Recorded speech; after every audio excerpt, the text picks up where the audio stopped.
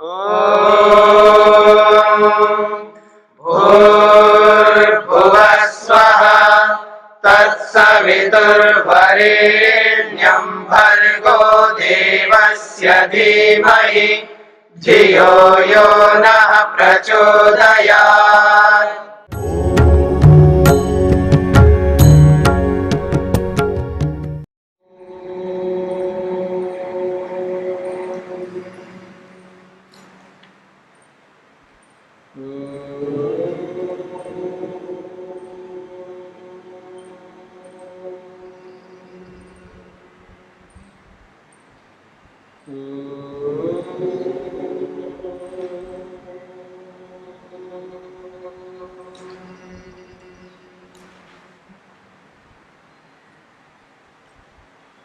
सांख्य दर्शन का 80वां दिन, अध्याय 6 है, पृष्ठ संख्या 151, सूत्र संख्या 35। प्रसंग चल रहा है संपूर्ण ब्रह्मांड का आद्य कारण प्रकृति है, सत्व रज तम है। इस पर प्रश्न उपस्थित किया था। जैसे प्रकृति यानी सत्वरस्तम नित्य है, वैसा ही पुरुष भी नित्य है। तो क्यों ना पुरुष को इस ब्रह्मांड का आद्य मूल उपादान कारण न माना जाए।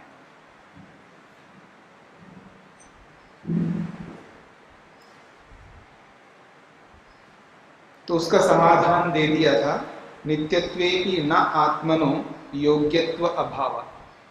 यद्यपि आत्मा नित्य है, पर उसमें ऐसी योग्यता नहीं है जो इस ब्रह्मांड का उपादान कारण बन सके।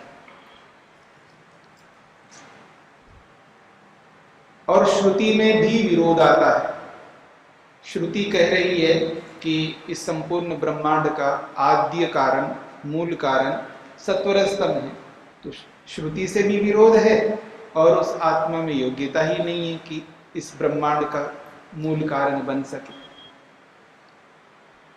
इसी बात को आगे बढ़ाते हुए एक और बात कही जा रही है, अथच और पारंपर्ये अपि प्रधान अनुवृत्ति अणुवत्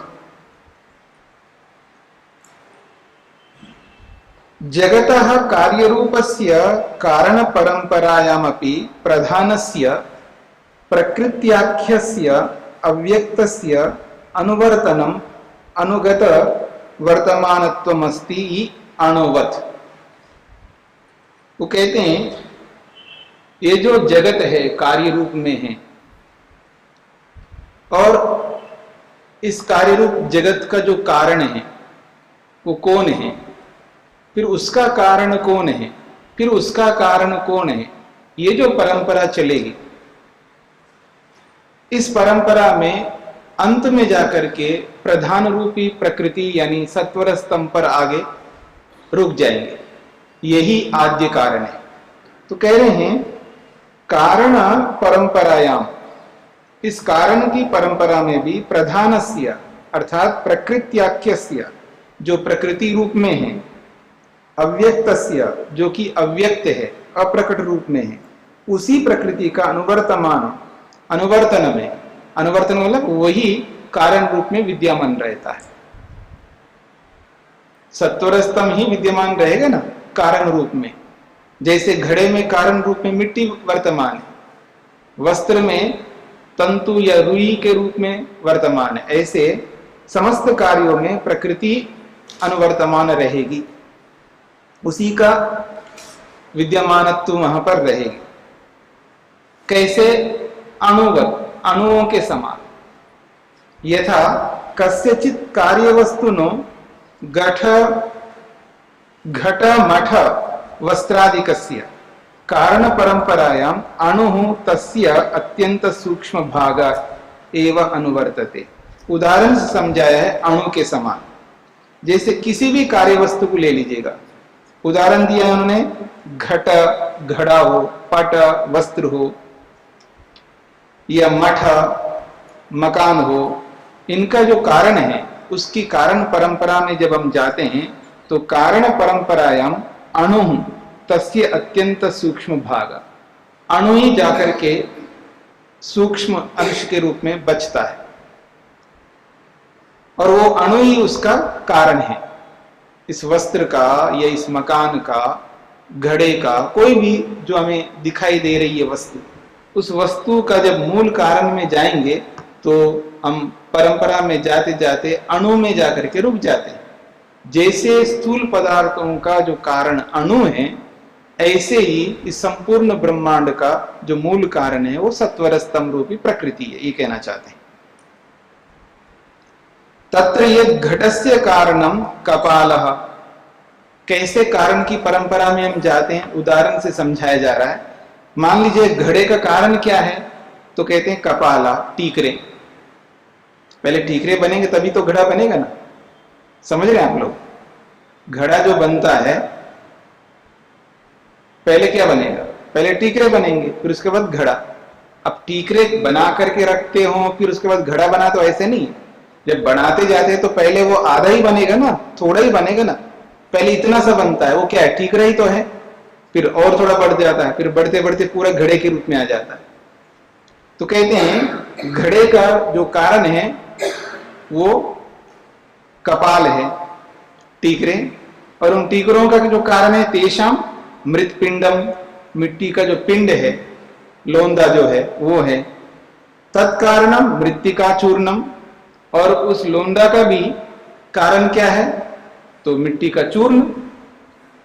तस्या भी कारणम, और उसका भी कारण क्या है, अणु। तत्सूक्ष्म अवयव, वो सूक्ष्म अवयव बच जाता है।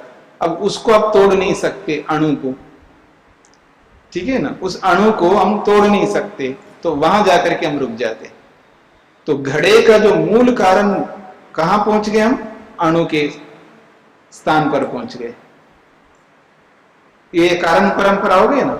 घड़े का कारण कपाल, कपाल का कारण मृतपिंड, मृतपिंड का कारण मिट्टी का चूर्ण, चूर्ण का कारण एक चूर्ण का एक अंश, एक अवयव, वो जो सूक्ष्म है वो है। ऐसा ऐसे कह रहे मठस्य कारणम,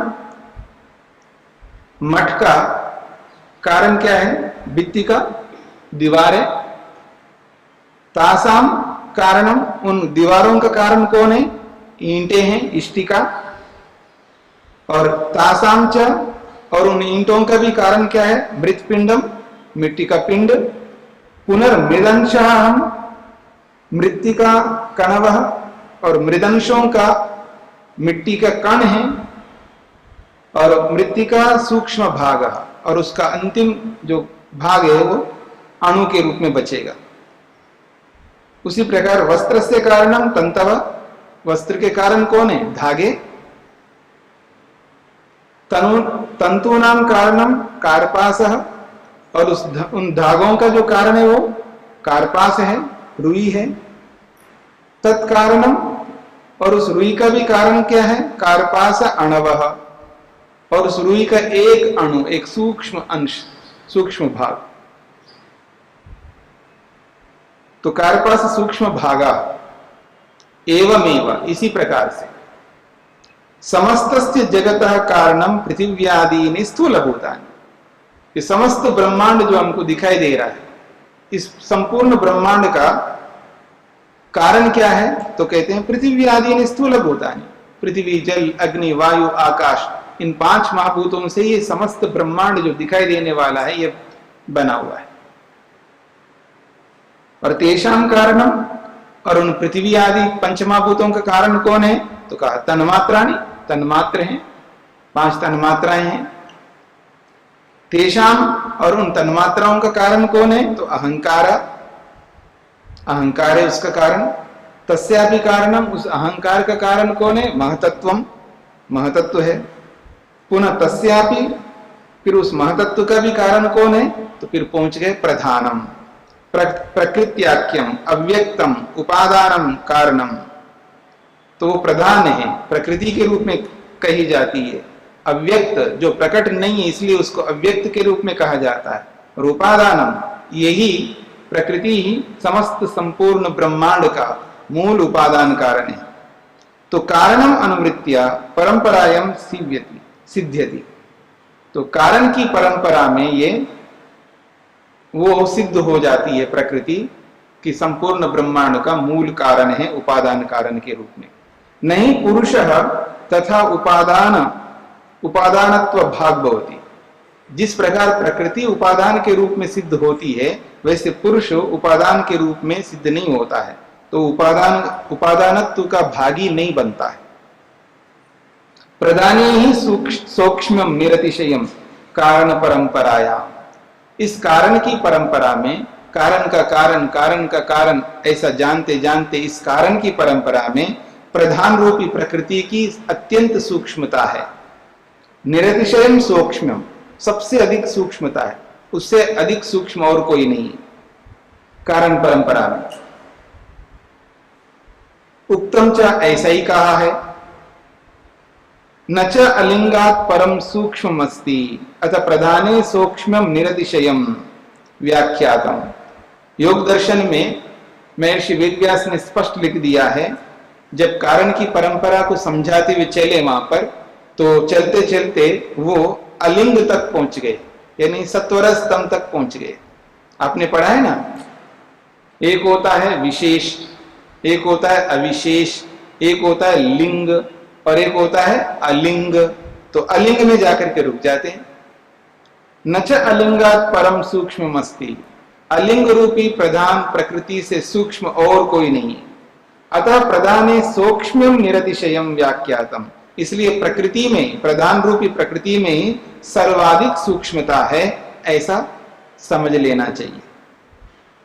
अन्वयी कारणम पुरुषो न भवति, पुरुष जो है अन्वयी कारण नहीं होता है।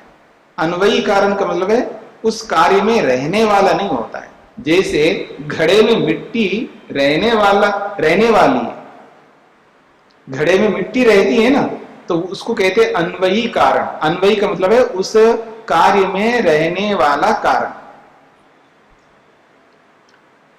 हाँ, पुरुष तो कारण बनता है लेकिन अन्वयी कारण नहीं, वो निमित्त कारण है। और निमित्त जो होता है ये जरूरी नहीं है वहां रहे। मेरी बात समझ रहे हैं ना? निमित्त कारण जो होता है बना दिया, चला गया, वहां सट गया। अब जितने भी हमारे सामने इंस्ट्रूमेंट्स हैं ये सब कार्य पदार्थ हैं, इनको बनाने वाले इनके पास में थोड़े हैं और यहाँ इनमें थोड़े हैं। वो अन्वयी कारण नहीं है, यानी इन कार्य पदार्थों में रहने वाले नहीं। तो अन्वयी कारण कौन है? जो उपादान कारण होता है, उस कार्य वस्तु का जो रॉ मेटीरियल होता है जिससे वो वस्तु बनती है, वो अन्वयी कारण होता है, अर्थात उस कार्य में रहने वाला। अब घड़े में मिट्टी रहती है क्योंकि वो अन्वयी कारण है, वस्त्र में धागे रहते हैं क्योंकि वो अन्वयी कारण है, शरीर में पंचमहाभूत रहते हैं क्योंकि वो अन्वयी कारण है। ऐसा पुरुष नहीं है, अन्वयी कारण नहीं है। हाँ, वो कारण जरूर है। कैसे कारण है? निमित्त कारण है, बनाने वाला है, ऐसे समझना चाहिए। ये स्पष्ट हो गई। ये बात योग दर्शन में कही गई। सूत्रार्थ,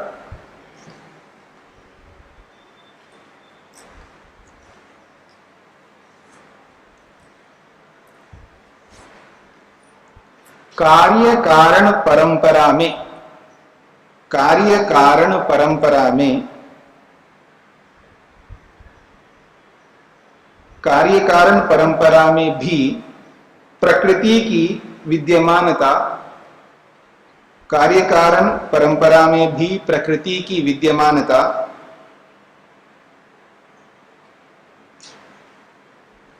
सब पदार्थों में उपादान के रूप में रहती है। सब पदार्थों में उपादान के रूप में रहती है, अणु के समान, अणु के समान।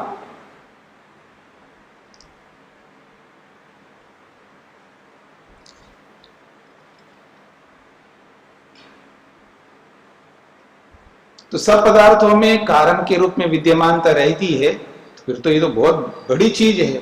तो इसके बारे में कह रहे हैं पुनश्च तस्य, उस प्रकृति की क्या स्थिति रहती है, तो कहते हैं सर्वत्र कार्य दर्शनात् विभुत्वम, वो विभू है, व्यापक है। प्रकृति जो है विभू है, व्यापक है। अब व्यापक से आप ईश्वर की तरह व्यापक नहीं समझना, यह व्यापक मतलब संपूर्ण कार्य पदार्थों में व्यापक है। जहां जहां सृष्टि है वहां वहां प्रकृति है। तो इस रूप में संपूर्ण ब्रह्मांड में प्रकृति व्याप्त है, व्यापक है, विभू है, ये इसका अभिप्राय है। सर्वत्र का मतलब है कार्य दर्शनात्, सर्वत्र कार्य दर्शनात्, सब स्थानों पे कार्य दिखाई देने से, जिधर भी दृष्टि डालो उधर ही कार्य है, सृष्टि ही सृष्टि है। इस सृष्टि का पार ही नहीं पा सका आज तक कोई वैज्ञानिक, कोई साइंटिस्ट।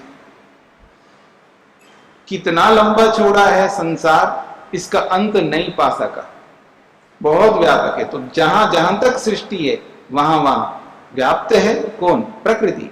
यही कह रहे हैं सर्वत्र कार्य दर्शनात्, सब स्थानों में सब जगह पर कार्य को देखा जाने से ये प्रतीति होती है कि प्रकृति विभुत्वम, वो विभु है। सर्वासु दिक्षु सर्वस्मिन् ब्रह्मांडे कार्य दर्शनात् तस्य उपादान कारण रूप प्रदानस्य प्रकृत्याख्यस्य अव्यक्तस्य विभुत्वं व्यापकत्वं ब्रह्मांड व्यापित्वं विश्व व्यापित्वम अस्ति। ये बात कही जा रही है सर्वासु दिक्षु, सभी दिशाओं में, दसों दिशाओं में, सर्वस्मिन् ब्रह्मांडे, संपूर्ण ब्रह्मांड में, कार्य दर्शनात्, कार्य को देखा जाने से, कार्य के रूप में संपूर्ण ब्रह्मांड को देखा जाने से, तस्य उपादान कारण रूप प्रदानस्य, उस उपादान रूपी प्रधान जो प्रकृति है, जो कि अव्यक्त नाम से कही जाती है, उसका विभुत्वम, उसका विभुत्व है, अर्थात व्यापकत्वम, वो सर्वत्र व्याप्त है। ब्रह्मांड व्यापित्वम, सर्वत्र का मतलब है जहां तक ब्रह्मांड है उस ब्रह्मांड में व्याप्त है, इसलिए उसको ब्रह्मांड व्यापी कहते हैं। मतलब केवल ब्रह्मांड में व्याप्त है, ब्रह्मांड से बाहर व्याप्त नहीं है। विश्व व्यापित्वम अस्ति, विश्व व्यापित्व है उसका, संपूर्ण विश्व में व्याप्त होकर के रहती है प्रकृति।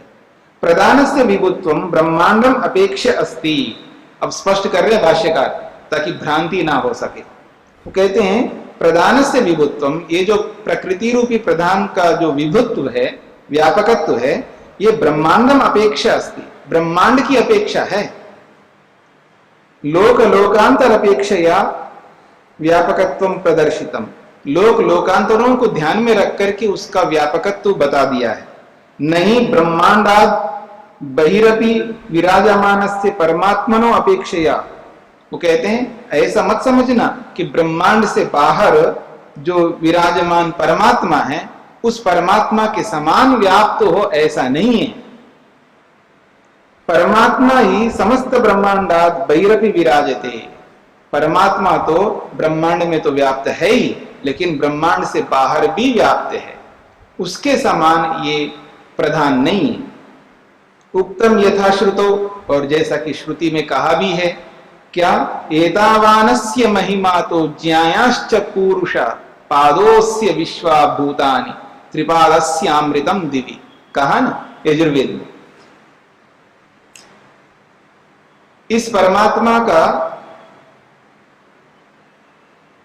वैशिष्ट्य देखिएगा, एतावानस्य महिमा, इसकी महिमा इतना है, अतो ज्ञायाश्च, जितना भी संपूर्ण ब्रह्मांड देख रहे हैं कितनी बड़ी महिमा है, देखिएगा परमात्मा की। छोटा मोटा ब्रह्मांड नहीं, बहुत व्याप्त है, तो पूरे ब्रह्मांड में व्याप्त हो रही है उसकी महिमा। पर इतना ही नहीं है, ज्ञायाश्च पुरुषा, इससे भी ज्ञाया, ज्ञाया का मतलब है इससे भी बढ़कर है, परमात्मा इससे भी बढ़कर है, ब्रह्मांड से भी बाहर है। ये तो परमात्मा के मोटे तौर पर समझाने के लिए आप परमात्मा के 4 विभाग कर दीजिएगा। विभाग तो होते नहीं है, मेरी बात समझे, अखंड वस्तु के विभाग नहीं होते, याद रखना, अखंड वस्तु के विभाग नहीं हो सकते। पर समझने के लिए हम विभाग कर रहे हैं। तो परमात्मा के 4 विभाग कर दो, तो उनमें से एक विभाग में सारा का सारा ब्रह्मांड है और 3 विभाग खाली पड़े हैं। कितना बड़ा ब्रह्मांड ही कितना बड़ा है जिसका पार नहीं पा सक रहे हम, ब्रह्मांड का पार ही नहीं कर पा रहे हैं, और वो पूरा का पूरा ब्रह्मांड परमात्मा के एक भाग में है, एक पाद में है। अब आप कल्पना करके देखिए कि 3 भाग खाली पड़े हैं तो कितना बड़ा भगवान होगा। उसकी कोई सीमा ही नहीं है, अनंत है। तो यही कहना चाहते हैं, परमात्मा की अपेक्षा वो प्रकृति व्यापक नहीं है। केवल ब्रह्मांड को ध्यान में रख करके समस्त ब्रह्मांड में वो कारण के रूप में विद्यमान रहती है प्रकृति, इस रूप में व्यापक कहा गया है। सूत्रार्थ।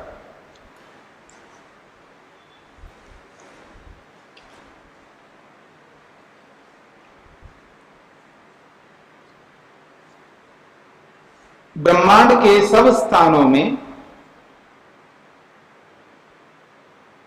ब्रह्मांड के सब स्थानों में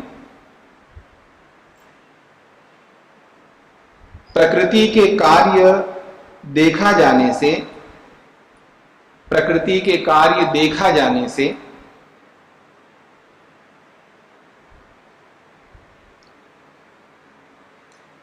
प्रकृति के कार्य देखा जाने से प्रकृति सब ब्रह्मांड में व्यापक है। प्रकृति सब ब्रह्मांड में व्यापक है।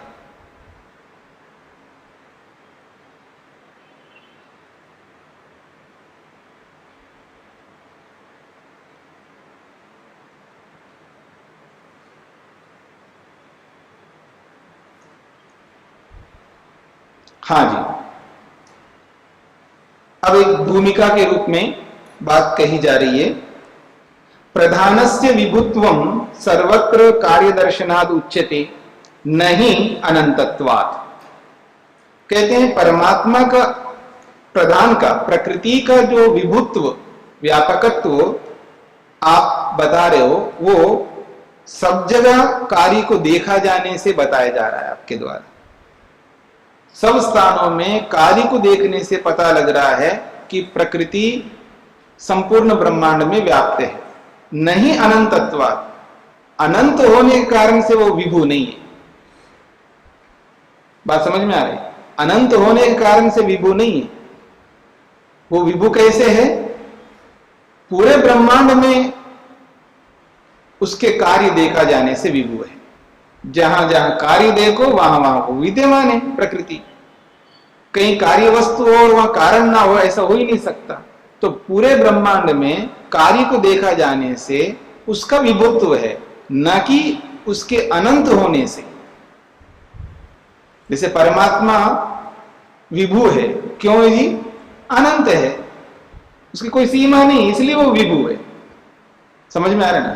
तो परमात्मा तो अनंत होने से विभु है, पर प्रकृति अनंत होने से विभु नहीं है, क्योंकि पूरे ब्रह्मांड में उसके कार्य देखा जाता है, इसलिए वो विभु है। बात पकड़ में आ रही? कुछ बोल नहीं रहे ना आप लोग? नहीं समझ में आई? किनको नहीं आई? क्या नहीं आया बताइए? माइक।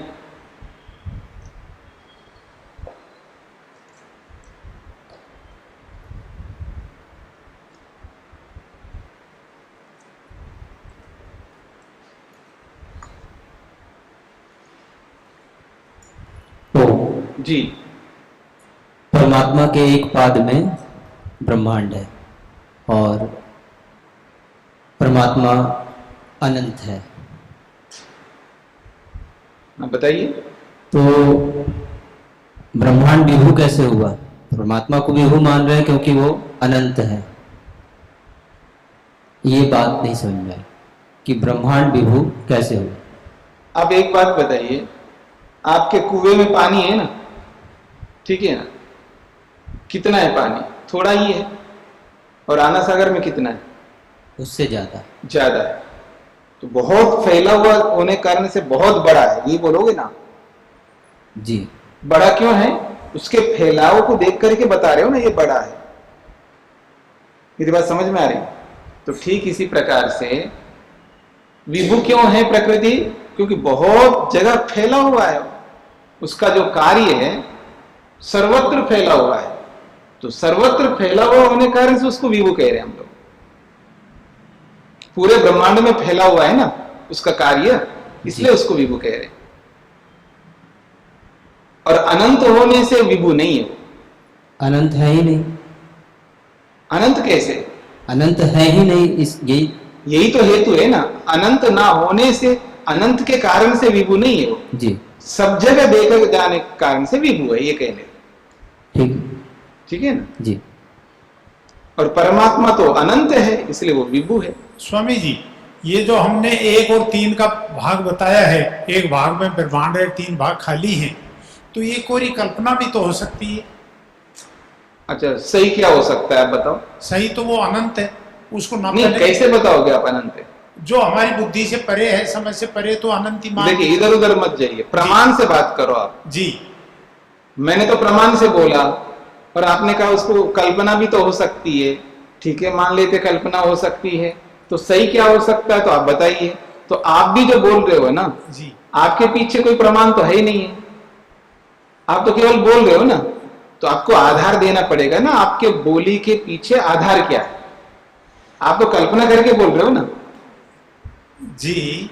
पहले इतने ही रहो, पहले इसको समझ लो, बाद में आगे बढ़ना। जी आप जो बोल रहे हो आप कल्पना के आधार पर बोल रहे हो ना। जी जी ठीक है जी। उसके पीछे कोई प्रमाण नहीं है, नहीं है। अब मैं जो बोल रहा हूं, मतलब यहाँ शास्त्र जो बोल रहा है, मैं का मतलब जो शास्त्र बोल रहा है, महर्षि कपिल जी बोल रहे हैं। नहीं कोई भी बोले, वो प्रमाण से बोल रहे हैं, शास्त्र प्रमाण है ना। तो एक व्यक्ति बोलता है तो शास्त्र के का प्रमाण दे करके बोल रहा है, और एक व्यक्ति शास्त्र का कोई प्रमाण नहीं दे रहा, अपनी कल्पना से बोल रहे हैं। तो प्रमाण को तो आप कल्पना बोल दिया, और अपनी कल्पना को तो आप कल्पना के रूप में समझ ही नहीं पा रहे, तो इसलिए वो कल्पना नहीं है ना। तो अगर शास्त्र जो बोल रहा वो कल्पना है, तो फिर वेद भी कल्पना है, सब कुछ कल्पना हो जाएगी। ऐसा नहीं है ना, क्योंकि प्रमाण काल्पनिक नहीं होता है। प्रमाण जो होता है वो काल्पनिक नहीं होता है, वो यथार्थ होता है। कुछ पकड़ में आया आपको? जी हाँ स्वामी जी, इसमें तो फिर प्रॉब्लम है। अगर एक परमात्मा का जो पूरा अनंतपना है वो ब्रह्मांड से 4 गुना हुआ, तो फिर परमात्मा अनंत कहां हुआ? क्या कहा? एक ब्रह्मांड परमात्मा के 1/4 हिस्से में है जी, तो फिर ब्रह्मांड इंटू 4 इज इक्वल टू परमात्मा का साम्राज्य, परमात्मा का अस्तित्व, तो फिर वो अनंत कहां हुआ? नहीं आप कहना क्या चाह रहे हैं आप? मैं ये कहना चाह रहा हूं, ब्रह्मांड को आपने परमात्मा के 1/4 हिस्सा माना, ये तो आपने 3 बार दोहरा दिया। आप कहना चाहते क्या? उसको कह करके क्या कहना चाहते? मैं ये कहना चाहता हूं कि एक ब्रह्मांड हो गया, दूसरा ब्रह्मांड हो गया, तीसरा ब्रह्मांड हो गया, 4 ब्रह्मांड हो गया। 4 ब्रह्मांड हो तो परमात्मा का आयतन हो गया। अगर नहीं। ऐसा अगर है तो फिर परमात्मा अनंत कहाँ रहा? इसलिए ये निरूपण कि ब्रह्मांड 1/4 परमात्मा है। देखिए, आप जो कहना चाह रहे हैं किसी को नहीं पकड़ में आ रहा है ना, आपको समझ में आ रहा होगा। नहीं, मेरे को समझ में आ रहा है महाराज, आ रहा है ना। मैं समझा तो हूं। आप नहीं समझा पा रहे। मैं समझाता हूं। पहले सुनिएगा, आपने एक बात कही है, हमने जो बात रखी है, यानी शास्त्र ने जो बात रखी है, उसको सबसे पहले समझ लो क्या कहना चाहता है। जब वो समझ में आ जाए तो आप प्रश्न कर सकते हो। जब वो कहा जा रहा है क्या है वो ही नहीं पकड़ में आए तो आपका जो प्रश्न है वो इधर उधर का ही रहेगा। यही कहना चाह रहे हैं, ये जो पुस्तक दिख रहे हैं ना आपको, इस पुस्तक के 4 भाग कर दीजिएगा। एक भाग में ब्रह्मांड है, बाकी 3 भाग खाली है, और वो खाली जो है उसमें भगवान ही भगवान है और कुछ नहीं है। ये कहना चाहता है भगवान इतना बड़ा है, इतना बड़ा है, इतना बड़ा है, उस भगवान के 4 भाग दिया है, बनाया है। तो एक भाग में तो ब्रह्मांड है, बाकी जो 3 भाग है वो तीनों भागों में क्या है? केवल भगवान है। ये बोला जा रहा है वहां केवल भगवान है। तो ब्रह्मांड कितना है? तो परमात्मा के एक भाग में है ब्रह्मांड, बस इतना ही है। तो 4-5 ब्रह्मांड कहां से आ गए यहां पर? नहीं, ये कल्पना इसलिए है कि आपने अभी कहा कि परमात्मा के 1/4 हिस्से में ब्रह्मांड है। मैं गलत सोच रहा हूं? अब बोलिए आगे। नहीं, ये बात तो सही है ना महाराज? हाँ आगे बोलिए। तो जब परमात्मा के 1/4 हिस्से में ब्रह्मांड है, तो ब्रह्मांड को 4 गुना कर ले में तो परमात्मा का आयतन हो गया। ब्रह्मांड को 4 भाग क्यों करेंगे? नहीं, एक कल्पना के हिसाब से नहीं, क्यों करना चाहते हैं? ब्रह्मांड के 4 हिस्से नहीं कर रहा हूं, 4 ब्रह्मांड मिला के एक परमात्मा का आयतन हो गया। मैं यही तो आपसे पूछना चाह रहा हूं, 4 ब्रह्मांड कहां से लाए? 4 ब्रह्मांड की कल्पना कर रहा हूं महाराज। क्यों कर रहे हो? मैं इसलिए कर रहा हूं कि एक ब्रह्मांड तो आपको ये समझ में आ रहा है कि एक ब्रह्मांड है, ऐसे 4 अव्यक्त ब्रह्मांड है जो अपने को नहीं मालूम, तो उसका आयतन मिला के परमात्मा का समग्र आयतन हो गया, तो फिर अनंत का रहा। इसलिए ये परिकल्पना कि ब्रह्मांड 1/4 परमात्मा के हिस्से में है, ये सही नहीं है। हाँ, तो सही नहीं जो आप बता रहे हैं, इसके पीछे आधार क्या आपका? ये जो आधार मैं आपको लॉजिक दे रहा हूं। नहीं, लॉजिक नहीं चलता है ना, लॉजिक तो खंडित होता है। तो फिर आप प्रमाण दीजिए, फिर मैं वापस खंडित करता हूं। तो प्रमाण तो शास्त्र का दिया है ना। शास्त्र में कहा? कौन से शास्त्र में? क्योंकि एक वेद वेद वेद साक्षात वेद कह रहा है। गीता शास्त्र में ये लिखा हुआ है कि परमात्मा के अंगूठे के अंदर भी है ब्रह्मांड पूरा। तो उसमें हमें आपत्ति क्या है? तो इसमें भी अनंतपणा खत्म हो गया ना। ऐसा है। आप अगर कह रहे हो कि सपोज एक परमात्मा ये है पूरा, सपोज इसके 1/4 के अंदर जो है ब्रह्मांड है, तो 4 ब्रह्मांड मिला के एक परमात्मा का आयतन हो गया, तो परमात्मा अनंत कहां रहा? आपके केवल शब्दों से बात नहीं बनेगी ना, क्योंकि हमने जो वेद का प्रमाण दिया है उसी तरह आपको कोई ऐसा प्रमाण शास्त्र का देना होगा कि परमात्मा अनंत नहीं है, और उस परमात्मा के 1/4 में ब्रह्मांड नहीं है, ये आपको प्रमाण देना होगा ना। जो प्रत्यक्ष तरीके से मेरे को समझ में आ रहा है। नहीं, प्रत्यक्ष आपको जो प्रत्यक्ष कह रहा है, समझ में आ रहा है, वो प्रत्यक्ष नहीं, वो भ्रांति है आपकी। जब भ्रांति को आप प्रत्यक्ष कहोगे तो वो कैसे स्वीकार्य होगा? क्योंकि यहां शास्त्र बोल रहा है और सब समझ रहे हैं इस बात को, तो आपको तो प्रत्यक्ष हो रहा है, हमें नहीं हो रहा है ना प्रत्यक्ष। तो आपको दूसरा प्रमाण देना होगा, शब्द प्रमाण देना होगा कि ब्रह्मांड 4 ब्रह्मांड होते हैं, अथवा परमात्मा व्यापक नहीं होता है, अनंत नहीं होता है, ऐसा आपको शास्त्र प्रमाण देना होगा। क्योंकि प्रत्यक्षना तो आपको है, प्रत्यक्षना मेरे को है, दोनों को नहीं है ना। तो दोनों को प्रत्यक्ष नहीं है, तो आपको शब्द प्रमाण देना होगा, जैसे मैं शब्द प्रमाण दे रहा हूं। द्यो शान्तिरन्तरिक्षं